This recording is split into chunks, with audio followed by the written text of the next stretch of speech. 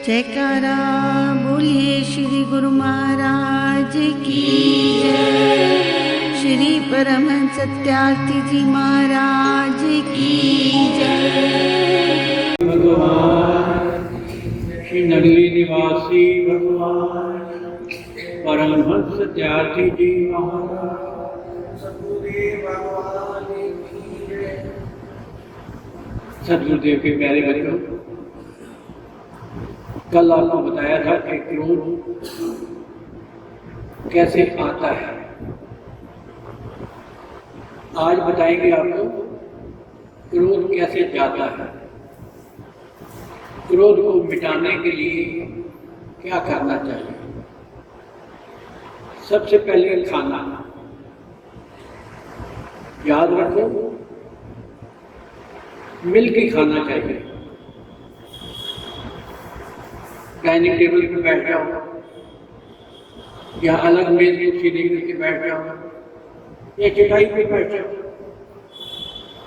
इकट्ठे होकर के मिल करके खाना चाहिए। और खाना भी सात्विक होना चाहिए, शांत मन से सात्विक खाना होना चाहिए। और खाना खाने से पूर्व, शुरुआत करने से पूर्व किसी न किसी मंत्र का उच्चारण या हाथ जोड़ करके सतगुरुदेव से प्रार्थना करो कि हे मेरे प्रभु, आपने जो मुझे खाना दिया वो आपकी रहमत है कि मैं इस योग्य हुआ, मुझे खाना मिला और मैं खा रहा हूँ। और इसी प्रकार से आप मेरे पर हमेशा दया करते रहना। ऐसा हाथ जोड़ के कह के उसके बाद भोजन शुरू करना चाहिए। एक बात याद आती है मुझे, गुरुदेव के पास एक शिष्य गया, कहने लगा कि जीवन क्या है, जिंदगी मनुष्य बीते तो कैसे गुजारे। उन्होंने मुस्कुरा करके कहा, अच्छा बेटा कल आना। दूसरे दिन वो मिठाई का डब्बा ले आया, दक्षिणा वगैरह रखी चरणों में, प्रार्थना करके बैठा। थोड़ी देर बैठा रहा, गुरुदेव कुछ नहीं बोले। आकर जाने की इजाजत मांगी। गुरुदेव ने डब्बा जो था वो खिड़की में से बाहर फेंक दिया, जाओ। बेचारा चला गया। बाहर निकला, गुरुदेव ने एक शिष्य को भेजा कि देखो ये क्या कहता है। बाहर निकल के कहता है, आज मालूम है गुरुदेव को क्या हो गया, मेरा प्रसाद भी स्वीकार नहीं किया, डब्बा भी फेंक दिया और मुझे क्या लगे जाओ। ये कोई जीना होता है। नाराज होकर चला गया, मतलब क्रोध आ गया। दूसरे दिन फिर आया, फिर वो मिठाई का डब्बा ले आया। गुरुदेव ने चुपचाप उसे रख लिया, किसी को नहीं दिया और उसे कहने लगे जाओ। बाहर निकल कर लगे, ये भी अजीब सी बात आई, कल फेंक दिया था, आज अपने पास रख लिया। अरे थोड़ा बहुत मुझे दे देते, बच्चों के लिए दे देते, बांट देते, ये कोई बात होती है। नाराज हो गया। जिस शिष्य को उन्होंने भेजा था उनके बच्चों को सुनने के लिए, वो उसने आकर कहा, भाई ऐसे ऐसे कह रहे हैं, ठीक है। तीसरे दिन फिर वो आया, मिठाई का डब्बा रखा, गुरुदेव ने भोग लगाया, सब में बांटा। बाकी का जो डब्बा था प्रसाद वो शिष्य को दिया, उसका हाल चाल पूछा, बच्चे कैसे हैं, दुकान ठीक चलती है नहीं चलती कैसे, ये बच्चों के लिए ले जाओ। फिर शिष्य को भेजा बाहर, आज क्या कहते हैं? कहता आज तो आनंद आ गया, मैं बहुत प्रसन्न हो गया, मेरा सारा गुस्सा क्रोध सारा खत्म हो गया। इसको कहते हैं जीना जीना। तो इसलिए गुरुदेव ने कहा मिल के रहो, बांट के खाओ, तो ही मनुष्य प्रसन्न रहता है। मिल के रहो, बांट के खाओ। भोजन करते हुए हमेशा एक बात याद रखना, कभी गरम गरम भोजन मत करना। गरम भोजन करने से भी मनुष्य क्रोध में आता है। ठंडा करके आराम से शांति पूर्वक, जितना मन शांत होगा आपको खाना खाने में, कहीं भी खाओ, मैं ये नहीं कहता, कहीं भी खाओ, कोई भी बनाए, परंतु शांत मन से खाओ। उस समय दिमाग में उलझने नहीं होनी चाहिए, कोई समस्या नहीं होनी चाहिए। खाना है तो खाना है। कोई भी कार्य करते हुए हमेशा वर्तमान को सोचो कि वर्तमान में मैंने ये करना है, बस जो मैं कार्य कर रहा हूं मैं वही कर रहा हूं। वर्तमान में कभी भूतकाल को आने मत दो, वर्तमान में कभी भूतकाल को आने मत दो, और वर्तमान में कभी भविष्य की मत सोचो। वर्तमान में तुम इस समय खाना खा रहे हो तो संपूर्ण ध्यान खाना खाने में ही होना चाहिए। एक बात। दूसरी बात, खाना खाते वक्त हमेशा ये समझो कि ये भोग लगा हुआ खाना है। सदगुरुदेव भगवान जी को पहले भोग लगा, जब भोग लगता है तो खाना अमृत हो जाता है, तो खाना में शांति आ जाती है।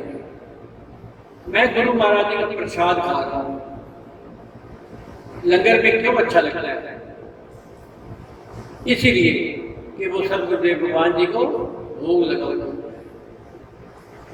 कोई भी खाना अगर जिस समय भोग लगा हुआ होगा तो उसको खा करके मन शांत हो जाएगा, मन क्रोधित नहीं रहेगा, शांत हो जाएगा।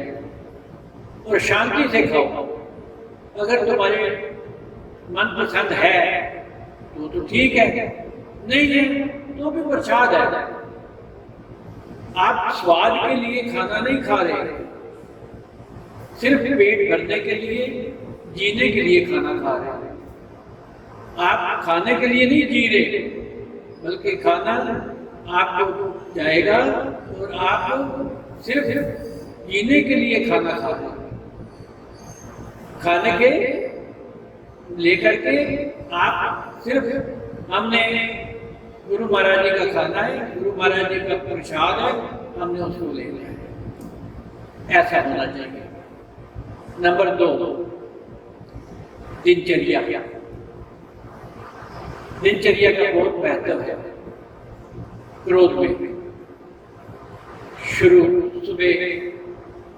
सुबह उठो, शांत मन से धरती को प्रणाम करो, अपने बुजुर्गों को ध्यान क्या कहते हैं प्रणाम करो। मैं एक बात कहूंगा आपको कि सुबह उठ करके स्नान करते हैं, शांति पूर्वक स्नान करने के बाद सीधा अपने छोटे से मंदिर में जाओ। छोटा सा मंदिर बनाया हो या बड़ा सा मंदिर बनाया है, घर में मंदिर जरूर होना चाहिए। उसकी वाइब्रेशन होती है, उसकी वाइब्रेशन सारे घर में फैल जाती है। और मंदिर ऐसे स्थान पर होना चाहिए जहाँ पर आते जाते गुरु महाराज जी के दर्शन होते थे। मंदिर में बैठ करके आसन लगा करके 20 मिनट तो जरूर भजन करना चाहिए। ध्यान लगे ना लगे। गुरु महाराज जी, त्याजी महाराज जी कहते थे, तुम बस्ता लेकर के स्कूल आ जाओ, पास मैं कर दूंगा। आसन पे बैठ कर आंखें बंद करके सदगुरुदेव भगवान जी का ध्यान करो। भजन में बैठ कर 20 मिनट बैठ कर, और उसके बाद अपनी दिनचर्या आरंभ करो। दिनचर्या में भी देखो कौन बड़ा है, कौन बराबर का है, कौन छोटा है, उसी प्रकार से व्यवहार करो। नम्रता से। छोटा बच्चा भी कोई हो ना, अगर उसका नम्रता से हम प्यार से बात नहीं करते ना, तो वो प्यार से बात हमारे नहीं करेगा। बराबर का है, प्यार से बात करो। मैं तो अक्सर बच्चों को एक बात कहता हूँ कि जी की भाषा होनी चाहिए। कोई भी बात करे, जी, अच्छा जी, अच्छा जी, जी लगाओ। और ठंडे दिमाग से, शांत दिमाग से बात करो। कई मनुष्य मैंने देखा है उलझी हुई बात करते हैं, सदैव वो उलझी हुई रहते हैं। उलझे हुए मत रहो, हमेशा शांत में। हमेशा ये सोचो, मेरा घर भक्ति की बात आ गई कि ये सतगुरुदेव भगवान जी का प्यारा बच्चा है, मैंने इससे जो बात करनी है, मैं अपने सतगुरुदेव भगवान से बात कर रहा हूँ विद रिस्पेक्ट, इज्जत से और नम्रता से बात करनी चाहिए। फिर आप दुकान पे जाओ, दिनचर्या आरंभ हो गई, या ऑफिस पे जाओ, आपका मन शांत रहेगा। एक बात और कहना चाहता हूं मैं इसमें, दिनचर्या में वस्त्र भी जो पहनो,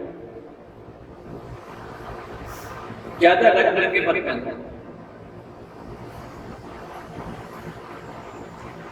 एक बच्चे को आप धोती कुर्ता पहना दो, उसकी चाल देख लो कैसी होगी। बच्चे को पजामा कुर्ता पहना दो, उसकी चाल देख लो कैसी होगी। और उसी बच्चे को पैंट कमीज टाई लगा दो तो उसकी चाल कैसी होगी। पहनावे का भी बहुत फर्क पड़ता है। आजकल मैं देखता हूँ बच्चे टी-शर्ट डालते हैं रंग बिरंगी, और उनमें ऐसे शब्द लिखे होते हैं जो शब्द नहीं होते, उनका कोई अर्थ नहीं होता, ऊट पटांग लिखे होते हैं। जब एक मनुष्य इस प्रकार के वस्त्र पहनेगा तो भाई वो भी ऊट पटांग ही चलेगा, सीधी सीधी बात।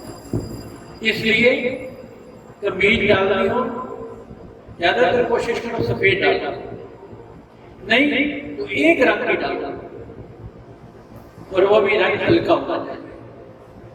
फिर देखो आपका मन कितना शांत रहता है, कितना शांत हो जाता है।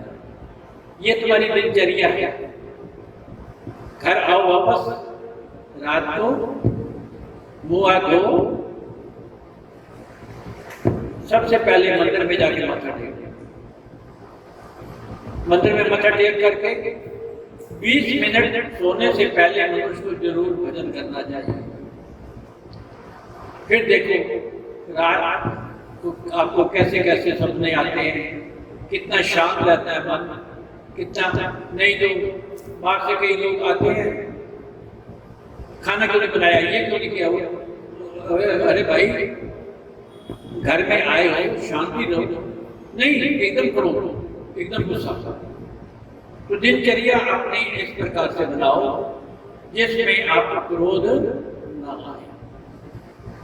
शांत मन से अपना ऐसे दिनचर्या अपनी होनी चाहिए। और उसके बाद तुम्हारी सोसाइटी कैसे है, बहुत फर्क पड़ता है। सोसाइटी पे बहुत फर्क पड़ता है। छोटे बच्चे की सोसाइटी से लेकर के और बूढ़े होने तक सोसाइटी का इतना फर्क पड़ेगा कि हद नहीं। आपने अगर अपना तालमेल संगत के आदमियों से बनाया, सतगुरुदेव भगवान जी की परम भक्ति करने वालों के साथ बनाया, जब भी मिलेंगे सतगुरुदेव भगवान जी की महिमा के ही गुणगान करेंगे, उनकी जुबान पे और कोई बात ही नहीं आएगी। वो पूछेंगे आज माला का जाप किया, वो कहेंगे आज मैं सुबह 20 मिनट बैठा, मुझे बहुत आनंद आया। सारी बातें धार्मिक ही होंगी। संगत आप देख लो, यदि कोई आपके घर आए और घर में आकर के अजीब अजीब सी फोटो लगी हुई हो तो उसका मन भी चंचल हो जाएगा। मैं तो कई बार देखता हूँ, किसी के घर में जाता हूँ ना, घोड़े भाग रहे हैं। अरे घोड़े भाग रहे हैं, तुम्हारा मन भी घोड़े की तरह भागेगा ना। घोड़े भाग रहे हैं। शेर की फोटो लगाई हुई है। अरे शेर है, बिहार रहा है, तो वो क्रोधित है, देख करके तुम भी क्रोधित हो जाओगे। टीवी खोलेंगे, हॉरर मूवी देखेंगे और फिर कहेंगे रात को डर लगता है। अजीब बात है। फिर कहते हैं रात को मुझे डर लगता है। अरे भाई शेर देखेंगे, घोड़े देखेंगे। एक के मैं घर में गया, बड़ी अजीब सी बात, उनके बच्चों की विवाहित, जब उनका विवाह हुआ होगा उसकी फोटो लगेगी, बहुत सुंदर था। लोग अपने विवाह की फोटो लगाते हैं, बहुत अच्छी बात। तो मन चंचल क्यों नहीं होगा? क्रोध शांत क्यों नहीं होगा? मन शांत क्यों नहीं होगा? तो इसलिए सतगुरुदेव के प्यारे बच्चों, आखिर में है संगत, आखिर में है हम किसकी उपासना करते हैं।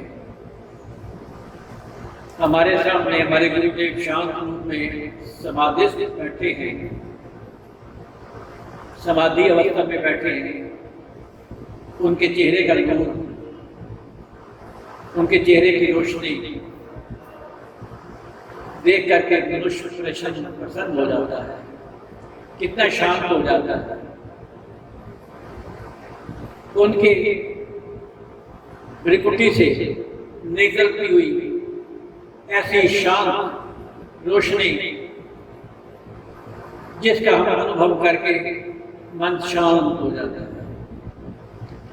मन को शांत करना है तो गुरु महाराज जी के शांत स्वरूप को देखें, मत भटको इधर उधर। रात को उनके दर्शन करके सो, सुबह उठ करके उनके दर्शन चलो। अरे घर में तुम विवाह की या शेर की या घोड़े की फोटो लगाते हो, स्वास्तिक की लगाओ, गणेश भगवान की लगाओ। क्यों आप ऐसी फोटो लगाते हो जिससे मन चंचल हो जाए? क्यों ऐसा लगाते हो जिसमें मन विशिष्ट हो जाए? मन को शांत करना है तो शांत फोटो लगाओ। कई विषयों में ऐसा है कि गुरु महाराज जी का स्वरूप वो अपने बेडरूम में, अपने ड्राइंग रूम में, हर जगह पर अपने गुरुदेव का लगाते हैं, स्वरूप लगाते हैं। अच्छा है, न जाने कब मन परेशान हो जाए तो हम गुरु महाराज जी के स्वरूप को देखेंगे, उनके दर्शन करें तो हमारा मन शांत हो जाएगा। तो इसलिए सतगुरुदेव के प्यारे बच्चों, कहने को तो बहुत है क्रोध के लिए, परंतु बहुत सारांश में बता रहा कि अपने आप को व्यवस्थित करो, अपने आप के अंदर हर समय अजपा जाप चलता रहे। अजपा जाप में पूरे भाई मिट जाए अंदर के, अंतर का जो आपापन है मिट जाए, मन शांत हो जाए। मन शांत करने के लिए अजपा जाप ही है, सिमरन ही है। सिमरन करते रहोगे तो मन शांत रहेगा और क्रोध जाता रहेगा। क्रोध मत करो, शांत रहो, आपका भला हो जाएगा। हरिओम तत्सत, हरिओम तत्सत।